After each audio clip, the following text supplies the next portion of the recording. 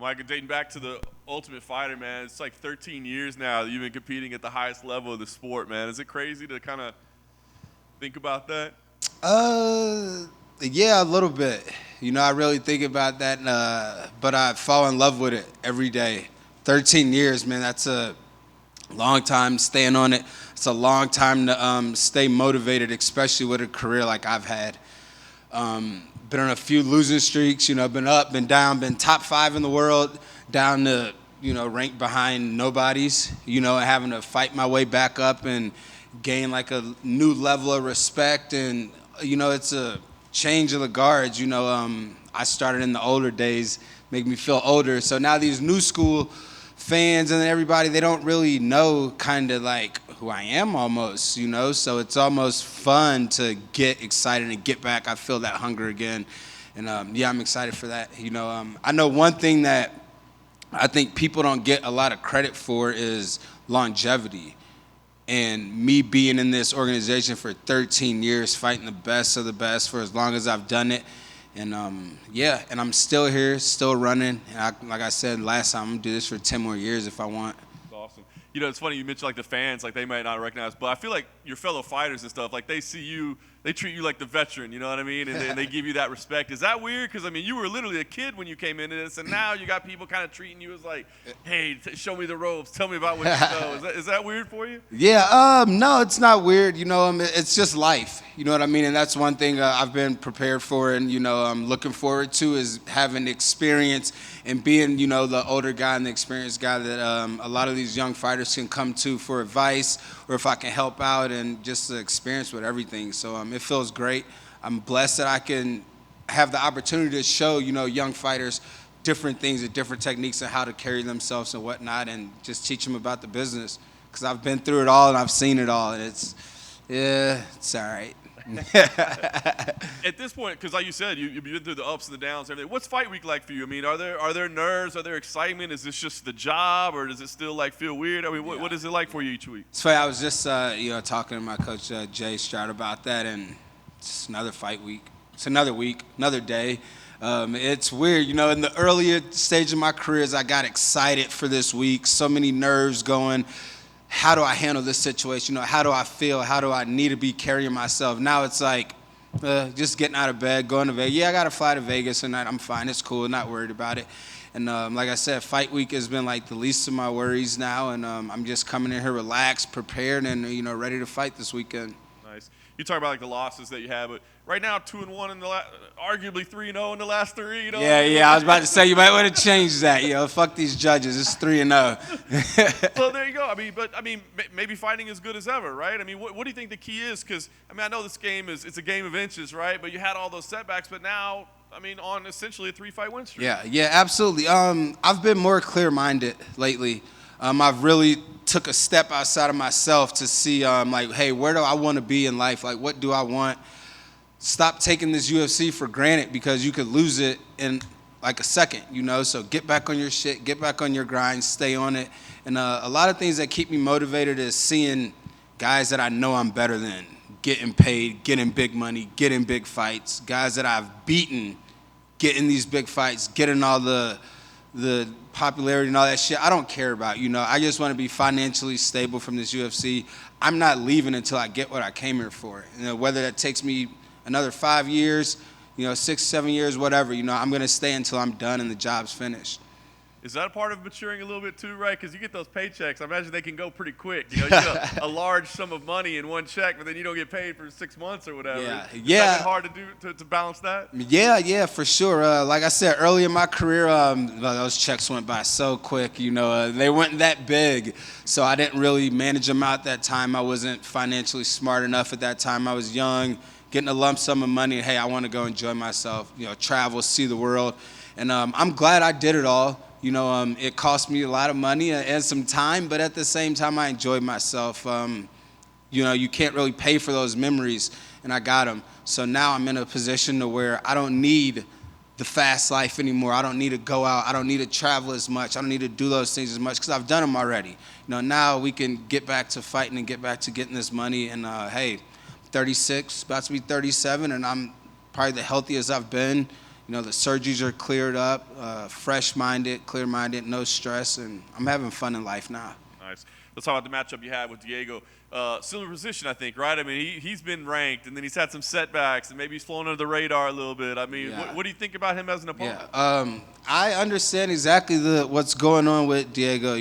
Being up and down, it's the sport, it's what it is, but he's a true veteran. He's beaten some of the best guys. He's beaten champions before, and he's tough. He's a guy that always comes to fight. And that's what I'm excited for, man. I love guys that come here to fight, that I don't have to chase him around the ring. And he's talented everywhere. He's a great fighter. He's just, like I said, he's at his bad times, his slumps. Everybody goes through them. And unfortunately, he's facing a guy that has been through those slumps, that's not wanting to go back to him. And, talk about bad timing for him.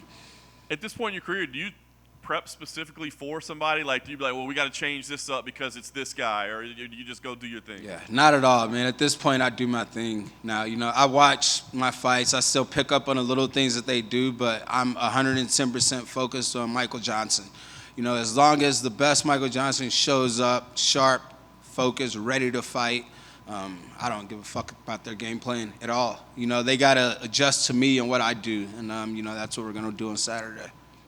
Last thing for me, I mean, you've proven your place in the sport, man. You talked, hey, maybe I'll do it 10 years more, maybe I'll do it 5. Like, what is the end for you? What do you envision as the end? Is it when there's enough money in the bank account that you're comfortable, or is it just when you don't love doing this anymore? Like, when do you know the end is time? That's a good question. I'm always going to love fighting. Always. I started fighting, being a knucklehead and growing up fighting. So that's one thing I love doing. So I think I'll always have the love for that. Always have the love for training and the camaraderie and the guys in the gym. But I still want a world title. I'm thirsty for that world title. I'm thirsty for all that money in the bank. And then, next few years ago, we'll readjust. But, I'm doing great things in Florida. I just got a great job with Douglas Sullivan selling real estate out in South Florida. So if anybody's watching this and you need some help, I'm your agent right here. I'm your guy. So, but other than that, that's great, man. Like I said, I'm enjoying it, enjoying training and fighting again, and I feel like I'm a young 23, 24-year-old guy with 13 years of experience in the UFC. It's pretty hard to beat. Hey, Michael.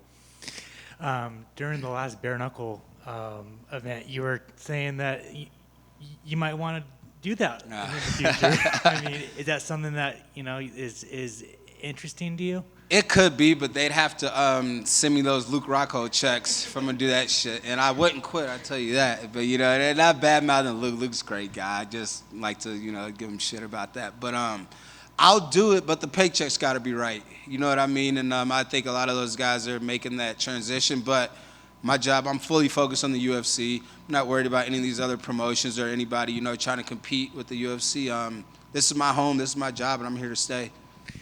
During your fight week with Alan Patrick, man, you said you were in a very dark place, and I just wanted to know, like, with other fighters that are, potentially, on a skid and like don't know what they're doing in a dark place, like, how did you get out of that? I knocked out Alan Patrick. That's how I got out of it. That's what I really needed to do. Focus on myself. Get back to winning. Get back to being the Michael Johnson you are, the one that goes in there and fights and people are afraid of. Not so much afraid of, but people are worried about going in the skill. And, that's what did it. So that fight, got another quick fight, put some money aside, stop living a fast life. And now we're almost out of that dark hole. Let me continue this win streak. I've been asking all of the veterans, but like, if you get one fight back on your entire resume, who would you like a rematch with? Justin Gaethje, 100%. Like, and I'm cool with Justin. We've trained it. We've spent some time together. But that's just one fight that was like on my fingertips. Big John stepped in way too soon. I don't know what he was doing, but who wouldn't have wanted to see that fight go another round? I was just in a bad position, and he got me. Hats off to Gaethje. Now him and Dustin are about to do their rematch. So, hey, who knows? Maybe one of them falls out, and I can get one of those back. What are your thoughts on that rematch? Oh, honestly, my opinion, I'm not really thinking about it. You know, I don't think about either one of those guys. I mean, they're great, but I definitely, if I were to pick a winner, I think Justin's gonna get this one. They'll have a trilogy. Awesome. Thanks, man.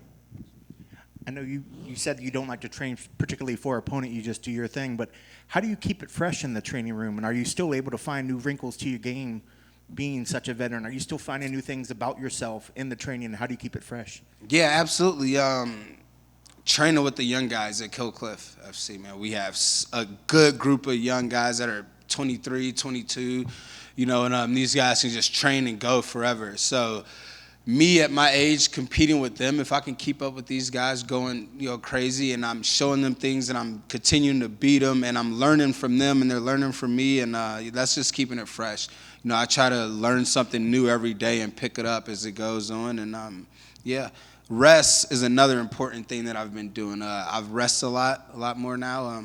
You know, I'm in a position where I don't need 2-3 hard training sessions. You know, I know how to fight. I've been there. I've cut weight. I've done all that. I just need to make it to the fight healthy and focused. Probably a lot less hard sparring as well, huh? No. Still never. like the hard sparring? Still the hard sparring twice a week. That goes on until I'm finished. You know, I think. And people have a different look on it. I'm one guy that, hey, that's the closest thing we're going to do to a fight. You have to train that. Like, I'll take my 2-3 weeks off, and then I'll come back in, like, on a sparring day just to see where I am and what I need to work on and, like, what I need to fix and adjust and this and that. But, yeah, always hard sparring. Yeah. Jumping out of fighting, you were talking about real estate. What's been some of the funnest parts of real estate and maybe some of the biggest challenges that you had to overcome jumping into real estate? Just getting used to a whole new world, whole new game. You know, it's a whole different career path. You know, you got to literally learn something else all over again. You know, you got to find the right coaches and the right mentors and this and that. So it's been really tough to get started, to juggle that and fighting. You know, I'm training in the gym, and then I turn around and go sit in the office for, 5 hours, and I have to do a bunch of, like, work and grunt work. You know what I mean? Like, unfortunately, it sucks. Like, you always have to start small and work and, get to that level. And but, like I said, it's just like the fight game almost, Like, I started from the bottom, and now I'm up in the UFC, so I have no problems putting in the work, and having to get there. But it's tough. Yeah, I'm sure when it gets to closing, I'm sure you just give that UFC stare down and then they just sign all the papers, right? Yeah, for sure. I'm still waiting on my first big closing. So like I said, if anybody needs some buyers to come in and talk to me, in Florida. So yeah, but we're working. Like I said, I got a great team with the, Sonata team at Douglas Sullivan, and they're, doing it good for me. They're doing well. Awesome. Last thing for me, you mentioned before you used to spend that money, you had all the fun times, those fast times. So what does downtime look for Michael Johnson now? What does downtime look like for you? Just relaxing, reading, just spending my own time, like, with myself. It's not really, like, that is my downtime. Other than that, I'm always busy working, trying to improve, trying to stay focused and count how many years I really, really, really have in this game, and, like, how long can we go. And I think if I just keep it calm and keep it cool and just fucking work those steps day in, day out, we'll get as far as we can. Awesome. Best of luck on Saturday. Thank you. Thank you, Mike, for taking the time. You mentioned earlier that you're still thirsty, you're hungry for that title. When you said you don't want to leave with what you came here for, is that what you were alluding to, that belt, that gold around your waist? Yeah, I would love that belt. That's the reason I got into this game, is to fight the best, beat the best, and become a world champion. I think recently, the last few years, it's kind of, the fight game has made a shift to, it's not that people want to fight the best and beat the best. They want to make the more money, or they want to make the most money, and they want to get these big fights. And yeah, that's fine, but I still want the best. And I think beating the best will get you to that money. It's just now it's almost at a standstill because guys are focused on, oh, well, I want this money, or I want to fight this guy because he has this number of followers, or he's doing this many TikTok videos. And it's like, it's kind of taking the pureness away from the sport. Like, this is a sport where two guys show up and they fight to figure out who's the best, not any of the bullshit that's been going around lately. So it's a thin line between where the sport's going. I hope it kind of changes back. For sure, and it is kind of nuts to take back, especially I'm sure you've seen a lot in 13 years, and now be like, oh, those exhibition fights mean nothing, and now, bam, it's like a whole other. Yeah, guys are making $500,000 fucking boxing a YouTube guy. Like, come on now. While I'm fighting and training my ass off for 12 weeks to get the paycheck that I'm getting. So, not complaining. Hats off to them. You know, they did a great job at that, but. Is there anything or anywhere that you haven't done something with the UFC? Like any place the Octagon's gone that you're like, man, I should have fought in Japan, or like, oh no, I got a headline in Nebraska. Any that's still on the bucket list? Yeah. I like to go to Mexico City, fight there if they ever take it back there. You know, I love that. I liked fighting in Brazil. You know, Australia, you can think about it. So Mexico City and Australia, those definitely are my bucket list to fight. Excellent. And last for me, down the road, you know, you have so much game and your brand and you're expanding. Is something you would do possibly open up a gym, coach full time besides the realtor stuff? Because I mean, 13 years already, you would think so many boys and girls could learn from you, and why squander it away with just like, I'm hanging them up, I'm out. Have you thought that far down the road of like opening a school, gym? No, and I've never like thought about opening a gym. I don't think the small MMA gyms make enough to even like stay sustainable with it. But you know, we got a great thing going down at Cliff FC. So eventually, later down the road, if I'm looking to hang them up, you know, there's so much work I can do there for our fighters and our young fighters coming up that I don't need to, you know, change camps or go start my own thing. My value is a lot there, and I can have a lot of potential with these guys and helping them and build them and, you know, make sure they don't make the same mistakes I did going up. That's awesome. Excellent, sir. Well, good to see you. Still on main card, still, you know, kicking off the show, and good luck on Saturday. Thank you. Yes, sir. Mike, it's funny. You mentioned the Gaethje fight, and I was thinking back. I'm like, what a hell of a fight that was. I just had to pull up your record. Do you ever reflect on what you've done in your career? I mean, I want to read this to you. Tony Ferguson, Danny Castillo, Miles Jury, Reza Madadi, Joe Lozon, Gleason Tebow, Melvin Guillard. Then it gets crazy. Edson Barbosa, Benil Dariush, Nate Diaz, Dustin Poirier, Habib Nurmagomedov, Justin Gaethje. Those are just consecutive opponents. You could keep going with Darren Elkins, Andre Feely, Artem Lobov, Josh Emmett if you want. The best of the best, it's right? Insane, man. Yeah, like where's my credibility for fighting the best of the fucking best for as long as I have? Like, I'm not a guy to sit back and like want like notoriety or all that shit. Like, I don't care. But guys, look at my resume, man. Pay attention to what I've been doing, what I have been doing. Losses or not, like those guys remember the time they fought me. And you can ask those guys, I guarantee it. Name the top 3 or 4 fights you guys remember. I guarantee I'm one of the first or 2 names they'll say. And I'm willing to bet that money. So, like I said, man, I'm here putting another big name on that list, Diego Ferreira. Like, I don't want the guys that look like tomato cans, you know. I want the guys that are beating everybody. I want the guys that look like they can't be beat. You know, that's my challenge. You know, that's why I got into this game. So yeah, it's a great list. We're adding to it. Michael, if I may, congratulations for this coming week's match. You're in real estate and you have an exceptional way of reading a room. What is your take and how do you read this week's fight? Yeah, I'm excited. Like I said, I think it's going to be a great fight. Diego's coming in here on a 3-fight losing streak, so he's going to come in hungry. And if he doesn't come in hungry, then that's on his mistake, you know. I don't think people know this, but I was going to fight him on the San Antonio card. I was going to fill in for 3 weeks. He said no, he wanted more time. So I take that as a little, oh, he wants more time to get prepared. But, hey, you give me 7 more weeks to train, like, no, you had your best bet when I was going to take it on 3 weeks' notice when I wasn't doing that much training.